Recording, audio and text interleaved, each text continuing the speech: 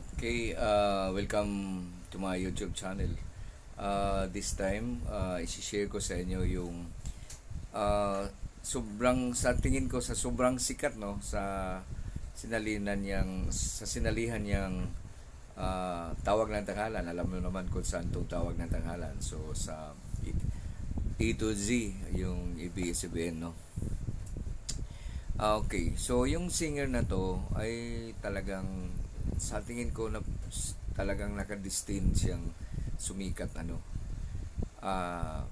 kasi sa angkin niyang di mapaliwanag na boses na parang ako mismo di ko maintindihan kasi pagka makikita mo din kasi yung reaksyon ng iba na parang hangang-hanga sa kanya.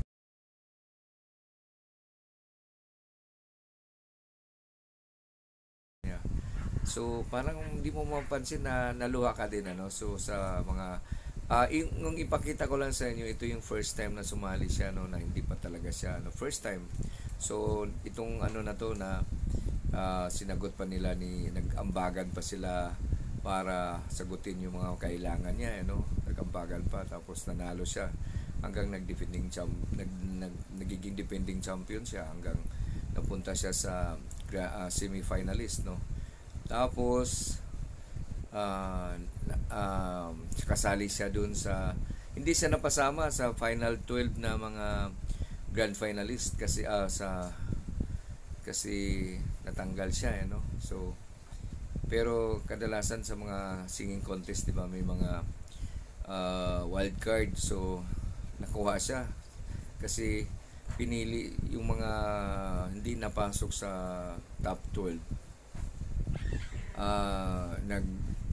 mga judges choice na dalawa tapos sa audience choice ng dalawa, so nakuha siya. Ngayon sa final 5 hindi siya nagkapasok pero siguro swerte niya so yung si Joyce Calante na kasama sa top 5 hindi nakapasok.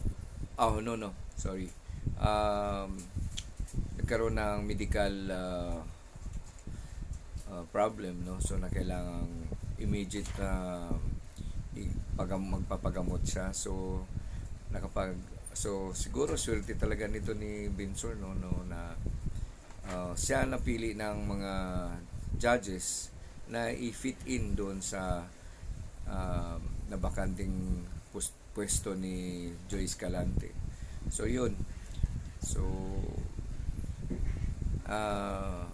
i-share ko sa inyo ang kanta niya kasi parang hindi yung birit pero yung boses niya talagang may magic so di mo mapansin na may charm siya na di may paliwanag yun yung mga X factor na di mo paliwanag mayroon siya na ka sa kanya yung parang ibig sabihin pag tiningnan mo siya, nadinig mo yung kanta niya, parang yung wish mo gusto mong whatever his wish o whatever his wishes na parang gusto mong maging masaya siya. Okay, let me share yung kanta niya. Sino to?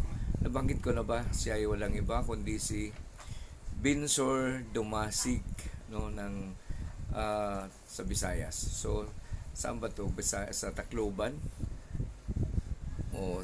Sinsya na. So humahaga ako sa kanya pero hindi ko pa siya gaano anyway, let me share ito yung kanta niya.